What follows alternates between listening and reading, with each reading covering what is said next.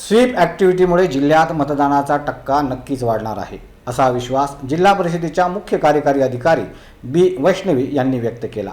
आज वातावरण सुद्धा मतदारांसाठी आल्हाददायक असल्याचे मत त्यांनी यावेळी व्यक्त केले।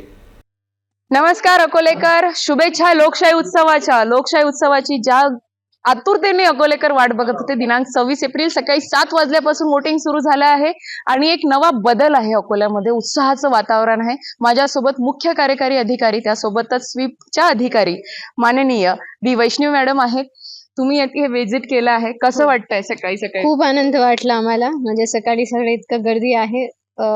म्हणजे आमचे जे प्रयत्न होतं की स्पेशली जे अर्बन लोकॅलिटीज आहे आणि ते म्हणतात की अर्बन ॲपॅथी आहे हे लोकॅलिटीजमध्ये की लोक बाहेर येत नाही, परंतु आता आम्हाला असं नाही दिसत। लोकांनी आमचे जे निवेदन आहे, आमच्या स्वीपच्या ॲक्टिव्हिटीज आहे, आम्ही खूप जिल्हाधिकारी यांच्या कार्यालयाकडनं निवडणूक आयोगांच्या निर्देशानुषंगाने आपण खूप कार्यक्रम घेतलेले।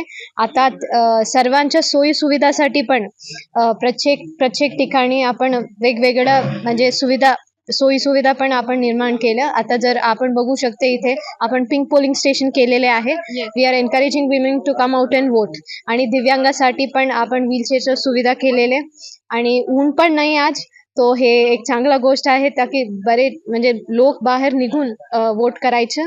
आणि just now I was seeing की 3 जनरेशनचे लोक आले होते, आजी होते, त्यांच्या मुलगी आणि त्यांच्या मुलगी नात।